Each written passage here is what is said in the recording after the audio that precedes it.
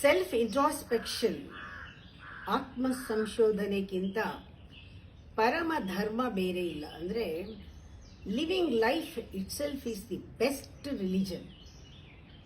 ಅದಕ್ಕಿಂತ ಬೇರೆ ಧರ್ಮ ಇಲ್ಲವೇ ಇಲ್ಲ. ನಮ್ಮ ನಂಬಿಕೆಗಳು, ಎಷ್ಟು ಪ್ರಪಂಚದಲ್ಲಿ ಜನ ಇದ್ದಾರೆ, ಎಷ್ಟು ತಲೆ ಇದೆ, ಅಷ್ಟು ಥರ ನಂಬಿಕೆಗಳಿದೆ. ನಮ್ಮ ನಂಬಿಕೆಗಳಿಂದ ಧರ್ಮಕ್ಕೆ ಒಂದು ಡೆಫಿನಿಷನ್ ಕೊಡೋದು ಸರಿ ಇಲ್ಲ. ನಮ್ಮ ನಂಬಿಕೆಗಳ ಮೇಲೆ ಧರ್ಮದ ಡೆಫಿನಿಷನ್ ಇದ್ರೆ ಅದು ಸರಿ ಹೋಗಲ್ಲ, ವಿಭಜನೆ ಮಾಡಿಬಿಡುತ್ತೆ, ಅದರಿಂದ ಕಾನ್ಫ್ಲಿಕ್ಟ್ ಉಂಟಾಗತ್ತೆ. ಧರ್ಮ ಹೋಲ್, ಸಿಂಗಲ್.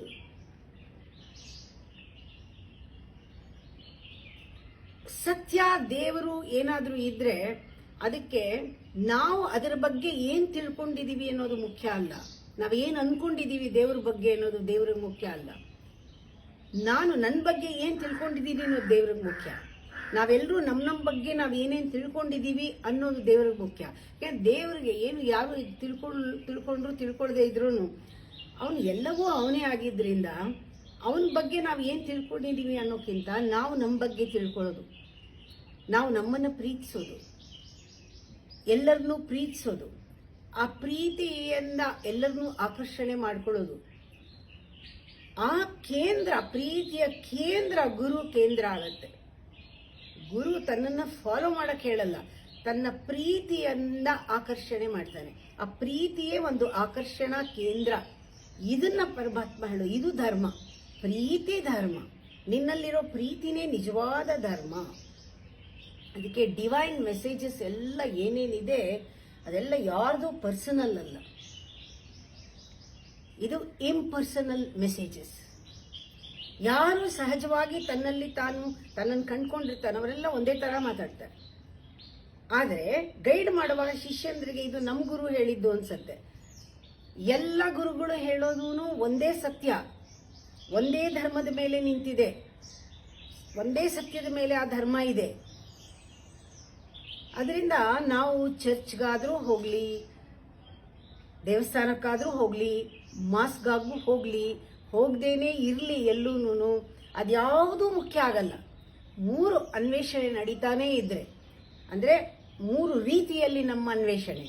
ಒಂದು ನಮ್ಮ ಪೊಟೆನ್ಷಿಯಲ್ ತಿಳ್ಕೊಳ್ಳೋಕ್ಕೆ ನಾವು ಮಾಡುವ ಅನ್ವೇಷಣೆ, ಆತ್ಮ ಸಂಶೋಧನೆ, ಅಥವಾ ನಮ್ಮಲ್ಲಿ ಒಳಗಡೆ ವಾಯ್ಸ್ ಏನಿದೆ, ಇನ್ನರ್ ವಾಯ್ಸ್, ನಮ್ಮೊಳಗಿರುವ ಗುರುವಿನ ಅಂತರ್ಯಾಮಿ ಗುರುವಿನ ಧ್ವನಿ ಕೇಳೋದಕ್ಕೆ ನಮ್ಮಲ್ಲಿ ಒಂದು ಅನ್ವೇಷಣೆ, ಅಥವಾ ಪರಮಾತ್ಮನನ್ನು ನಮ್ಮಲ್ಲಿ ಹುಡುಕೋ ಅನ್ವೇಷಣೆ. ಈ 3 ರೀತಿಯಾಗಿ ಹೇಳ್ಬೋದು. ಏನಿದ್ರು ಅದಾಗಬೇಕೇ ಹೊರತು ಬೇರೆ ಆದರೆ ಪ್ರಯೋಜನ ಇಲ್ಲ. ನಮಗೆ ಗೊತ್ತಾಗತ್ತೆ, ಆ ಅನ್ವೇಷಣೆಯಲ್ಲೇ ಗೊತ್ತಾಗೋದು. ಅಲೆಗಳು, ಪ್ರತಿಯೊಂದು ಅಲೆನೂ ಹೇಳುತ್ತೆ, ಹಾಗೆಯೇ ಮಾಯ ಆಗತ್ತೆ. ಕ್ಷಣಿಕ, ಈ ಥರ ಹೇಳುತ್ತೆ, ಮಾಯ ಆಗತ್ತೆ. ಅಲೆಗೆ ಯಾವತ್ತೋ ಒಂದಿನ ಗೊತ್ತಾಗತ್ತೆ, ನನ್ನ ನಿಜವಾದ ಸ್ವರೂಪ ಆ ಒಂದು ಓಷನ್ ಅಂತ, ಒಂದು ಸಾಗರ ಅಂತ. ಆಗ ಡಿಸೈಡ್ ಮಾಡಿ ಸಾಗರದಲ್ಲಿ ಒಂದಾಗ್ಬಿಡುತ್ತೆ. ಹಾಗೆ ನಮಗೆ ನಿಜವಾದ ಸ್ವರೂಪ ಏನು ಅಂತ ಗೊತ್ತಾದಾಗ ಅದರಲ್ಲಿ ನಾವು ಒಂದಾಗಿ ಸೇರ್ತೀವಿ. ಅದರಿಂದ ಯಾವ ರೋಬ್ ಹಾಕ್ಕೊಳ್ತೀವಿ ಅದರಲ್ಲಿ ಧರ್ಮ ಇಲ್ಲ. ಸ್ಯಾಫ್ರನ್ ರೋಬ್ ಹಾಕ್ಕೊಂಡ್ರೆ ಆ ರೋಬ್ನಲ್ಲಿ ಧರ್ಮ ಇಲ್ಲ. ನೀನು ಉಟ್ಕೊಳ್ಳೋ ರೇಷ್ಮೆ ಸೀರೆನಲ್ಲಿ, ಕಾಟನ್ ಸೀರೆನಲ್ಲಿ ಯಾವ ಡಿಸೈನಲ್ಲಿ ಉಟ್ಕೊಂಡಿದ್ಯಾ ಅದರಲ್ಲಿ ಧರ್ಮ ಇಲ್ಲ. ಅಥವಾ ನಿನ್ನ ನಂಬಿಕೆಗಳು, ನಿನ್ನ ಥಾಟ್ಸು, ನಿನ್ನ ಫೀಲಿಂಗು, ಅದು ಹೊರಗಡೆಯಿಂದ ಏನು ಮಾಡ್ಕೊಂಡಿದೀಯಾ ಅದರಲ್ಲೂ ಧರ್ಮ ಇಲ್ಲ.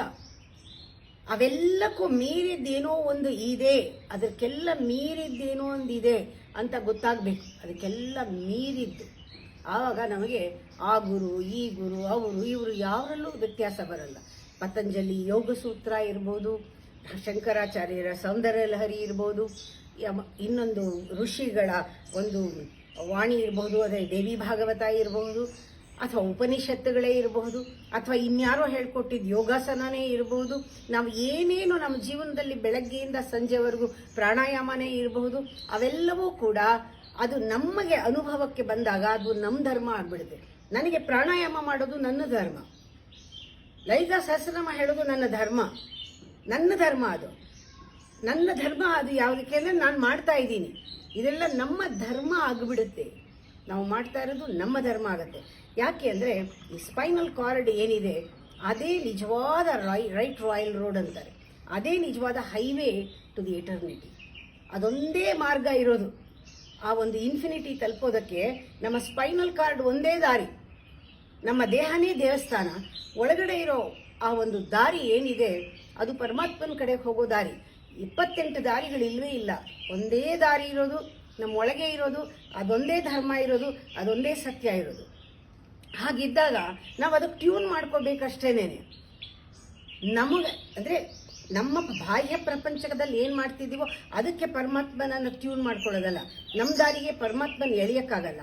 ಪರಮಾತ್ಮನ ದಾರಿಗೆ ನಾವು ಟ್ಯೂನ್ ಮಾಡ್ಕೋಬೇಕು ಅಂದರೆ ನಮ್ಮ ಒಳಗಡೆ ಹೋಗ್ಬೇಕು. ಇದು ಒಳಗಿನ ದಾರಿ, ಇದು ಒಳಗಡೆ ತಲುಪುವಂಥ ದಾರಿ. ಎಷ್ಟೋ ಸತಿ ನನಗೆ ಹೇಳ್ತಾರೆ ಕೆಲವರು, ಅಮ್ಮ ನೀವು ಮಾತಾಡೋದು ಸ್ವಲ್ಪ ನಿಮ್ಮ ಒಳಗೇನಿದೆಯೋ ಅದನ್ನು ಹೇಳ್ತೀರಾ, ಆ ಸ್ಥಿತಿನಲ್ಲಿ ನಮ್ಮ ಲೆವೆಲ್ಗೆ ಬಂದು ಮಾತಾಡಿ, ನಮ್ಗೆ ಅರ್ಥ ಆಗಲ್ಲ ನಿಮ್ಮ ಮಾತು ಅಂತ. ನಾ ಹೇಳೋದು, ನಾನು ನಿಮಗೆ ಟ್ಯೂನ್ ಮಾಡಿಕೊಂಡ್ರೆ ನಿಮ್ಮ ಥರನೇ ಮಾತಾಡಬೇಕಾಗತ್ತೆ, ಅದು ಅರ್ಥ ಕಳ್ಕೊಳ್ಳುತ್ತೆ. ನೀವು ನನ್ನ ಟ್ಯೂನ್ ಮಾಡಿಕೊಡಿ, ಆಗ ನನ್ನ ಮಾತು ಅರ್ಥ ಆಗೋವಾಗ ಏನೋ ಒಂದು ನಿಮ್ಮಲ್ಲಿ ಪರಿವರ್ತನೆ ಆದರೆ ಆಗಲಿ ಅಂತ ನಾನು ಹೇಳ್ತಾ ಇರ್ತೀನಿ. ಹೀಗೆ ಅನುಗ್ರಹ ಅಂತ ಏನಾದರೂ ಇದ್ರೆ ಅದು ನಂಬಿಕೆಯಲ್ಲಿ ಸಿಗಲ್ಲ. ನೀವು ಯಾವುದೋ ಒಂದು ನಂಬಿದ್ರೆ ಅನುಗ್ರಹ ಆಗುತ್ತೆ ಅಂತ ಹೇಳೋಕ್ಕಾಗಲ್ಲ. ನಂಬಿಕೆಗೆ ಅನುಗ್ರಹ ಇಲ್ಲ. ಅಂದರೆ ಡಿವೈನ್ ಗ್ರೇಸ್ ಅನ್ನೋದು ಇದು ಡಿವೈನ್ ಫೇವರ್ ಅಲ್ಲ. ನಾನು 100 ರೂಪಾಯಿ ಹುಂಡಿಗೆ ಹಾಕಿದ ತಕ್ಷಣ ನನ್ನ ಕೆಲಸ ಆಗಬೇಕು, ಅನುಗ್ರಹ ಸಿಗಬೇಕು ಅಂದರೆ ಸಿಗಲ್ಲ. ನಾವು ಎಷ್ಟೋ ಜನ ಗಮನಿಸ್ತಾ ಇರ್ತೀವಿ. ನಾವು ಇಲ್ಲಿ ಬಂದಾಗ ನಾವು ದುಡ್ಡು ಹಾಕ್ತೀವಿ, ನಾನು ಕೆಲಸ ಆದಮೇಲೆ ನಾನು ಹುಂಡಿಗೆ ದುಡ್ಡು ಹಾಕ್ತೀನಿ ಅಂತ ಕೆಲವರು ಹುಂಡಿಗೆ ದುಡ್ಡು ಹಾಕಿದ್ದೀನಿ, ಯಾಕೆ ನನ್ನ ಕೆಲಸ ಇನ್ನೂ ಆಗಿಲ್ಲ ಅಂತ ಕಾಯೋರು. ಎರಡೂ ಕೂಡ ಪರಮಾತ್ಮ ಅಂದರೆ ಎರಡರಲ್ಲೂ ಕೂಡ ಏನೂ ಶಕ್ತಿ ಇಲ್ಲ. ಅಲ್ಲಿ ನಮಗೆ ಬೇಕಾಗಿರೋದು ಪ್ರೀತಿ ಇದೆಯಾ ಅಂತ. ದುಡ್ಡು ಎಲ್ಲ ಆಮೇಲೆ, ಹೃದಯದಲ್ಲಿ ನಮ್ಮಲ್ಲಿ ಪ್ರೀತಿ ಇದೆಯಾ ಅಂತ. ಅದಕ್ಕೆ ನಿಜವಾದ ಧರ್ಮ ರೋಬಲ್ಲಿಲ್ಲ ಅಂತ ಹೇಳಿದೆ, ವೇಷದಲ್ಲಿಲ್ಲ ಅಂತ. ಅದೇನು, ಇಟ್ಸ್ ಎ ರೇಡಿಯಂಟ್ ಲೈಟ್. ಧರ್ಮ ಅನ್ನೋದು ನಮಗೆ ನಮ್ಮ ಪ್ರಭಾವಳಿ ಇದ್ದ ಹಾಗೆ, ನಮ್ಮ ಸುತ್ತ ಹರಡಿಕೊಳ್ಳುವಂತಹ ಬೆಳಕಿದ್ದ ಹಾಗೆ ಧರ್ಮ. ಅದು ಒಳಗಡೆ ಮೆಡಿಟೇಷನ್ನಲ್ಲಿ ಒಂದು ಆರೆಂಜ್ ಕಲರ್ ಅರುಣ ಪ್ರಭೆ ಕಾಣುತ್ತೆ ಅಂದ್ಬಿಟ್ಟು ಹೊರಗಡೆಯಿಂದ ಅದರ ಸೂಚನೆಗೆ ಇಟ್ ರೆಪ್ರೆಸೆಂಟ್ಸ್ ಆರೆಂಜ್ ಬಣ್ಣ, ಸನ್ಯಾಸಿ ಅಂತ ಬಣ್ಣ ಅಂತ ಮಾಡಿದ್ದಾರೆ. ಅದಲ್ಲ, ಅದು ನಮ್ಮ ಒಳಗಿಂದ ಬರಬೇಕು. ಆ ಆರ ಕ್ರಿಯೇಟ್ ಆದರೆ ಆ ಪ್ರಭಾವಳಿನೇ ಆ ಬಣ್ಣದಲ್ಲಿ ಇರಬೇಕು. ಧರ್ಮ ಆ ಬಣ್ಣದಲ್ಲಿದೆ ಅಂತ ಹೇಳ್ತಾರೆ. ಆ ಬಣ್ಣನ ಸೂಚಿಸುತ್ತೆ ಧರ್ಮವನ್ನ. ಆ ಬಣ್ಣ, ಆ ಸ್ಯಾಫ್ರನ್ ಕಲರ್ ಸೂಚನೆ ಮಾಡುತ್ತೆ ಅಂತ ಹೇಳಿ ಅದನ್ನ ಉಪಯೋಗಿಸ್ತಾರೆ. ಅದರಲ್ಲೇ ಧರ್ಮ ಇದೆ ಅಂತಲ್ಲ. ಅದಕ್ಕೆ ಯಾವತ್ತೂ ಪದಗಳಕ್ಕಿಂತ ಡೀಡ್ ಇಂಪಾರ್ಟೆಂಟು ಅಂತ ಹೇಳ್ತಾರೆ. ಅಂದರೆ ಮಾತಕ್ಕಿಂತ ಮಾಡೋದು ಇಂಪಾರ್ಟೆಂಟು. ಹಂಗಾದ್ರೆ ಆ ಪದಗಳು ಕೂಡ ಮುಖ್ಯ. ದೇವರನ್ನ ಹೊಗಳಬೇಕು, ಸ್ತುತಿ ಇದೆ, ಸ್ತುತಿ ಮಾಡಬೇಕು. ಪರಮಾತ್ಮನಿಗೆ ಇಷ್ಟ, ಅದು ಸ್ತುತಿ ಮಾಡಿಸ್ಕೊಳ್ಳೋದು ಇಷ್ಟ. ಆದರೆ ಅಷ್ಟಕ್ಕೆ ಅವನಿಗೆ ಸಾಲದು, ಅವನು ಪ್ರೀತಿಸು ಅಂತ ಹೇಳ್ತಾನೆ.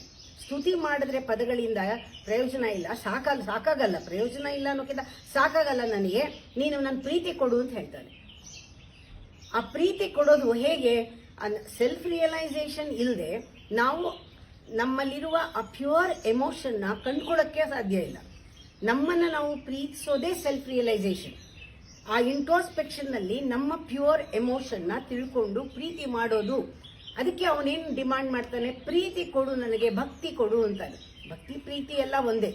ನನಗೆ ಬರೀ ನನ್ನ ಹೊಗಳಿಕೆ ಸಾಲದು, ನನ್ನನ್ನು ಹೊಗಳಿದ್ರೆ ನೀನು ಸಾಲದು, ನನಗೆ ಪ್ರೀತಿ ಕೊಡು ಅಂದಾಗ ಅವನ್ನ ಅದನ್ನು ಡಿಮಾಂಡ್ ಮಾಡಿದಾಗ ಕೊಡಕ್ಕೆ ನಮ್ಮಲ್ಲಿ ಇರಬೇಕಲ್ಲ. ಸೆಲ್ಫ್ ರಿಯಲೈಸೇಷನ್ ಬೇಕೇ ಬೇಕು. It is not realising your ego, it is realising your own self. ಆ ಪ್ರೀತಿ ಬಂದಾಗ ಇನ್ನೂ ಒಂದು ಹೇಳ್ತಾನೆ, ಆ ಪ್ರೀತಿ ಬರೋಕ್ಕೂ ಕೂಡ ಬರೀ ನನಗೆ ಕೊಡೋಕ್ಕೆ ಅಂತ ಬರೋಲ್ಲ, ಎಲ್ಲರಿಗೂ ಹಂಚಕ್ಕೆ ಶುರು ಮಾಡು, ಆವಾಗ ನನಗೆ ತಲುಪತ್ತೆ ಅಂತ. ಹಾಗೆ ಪ್ರೀತಿ ಬಂದಾಗ ಅದರ ಸ್ವಭಾವ ಹಿಡಿದಿಟ್ಕೊಳಕ್ಕಾಗಲ್ಲ, ಅದು ಒಂಥರ ಕಟ್ಟೆ ಒಡೆದು ಹೊರಟೋಗುತ್ತೆ. ಹಾಗೆ ಎಲ್ಲರಿಗೂ ಸ್ಪ್ರೆಡ್ ಆಗ್ತಾ ಪ್ರೀತಿ ಪರಮಾತ್ಮನಿಗೆ ಅದು ತಲುಪತ್ತೆ. ಎಷ್ಟು ಜನಕ್ಕೆ ನೀವು ಪ್ರೀತಿ ಮಾಡ್ತೀರೋ ಪರಮಾತ್ಮನಿಗೆ ಅದು ತಲುಪೋದ್ರಿಂದ ಧರ್ಮ ಅನ್ನೋದು ನಾವು ನಮ್ಮಲ್ಲೇ ಕಂಡುಕೊಳ್ಬೇಕೇ ಹೊರತು ಅದು ಹೊರಗಡೆಯಿಂದ ಆಗೋದು ಅಲ್ಲ. ಅದರಿಂದ ಅವನಿಗೆ ನಾವು ಕೊಡುವಂತಹ ಆ ಒಂದು ಸ್ತುತಿ, ಪೂಜೆ, ಧ್ಯಾನ ಎಲ್ಲವೂ ಕೂಡ ಸಾಲದು. ಅವನು ಬಯಸೋದು, ಡಿಮಾಂಡ್ ಮಾಡೋದು ಪ್ಯೂರ್ ಭಕ್ತಿ, pure love. It comes only in self-realization, not just a belief.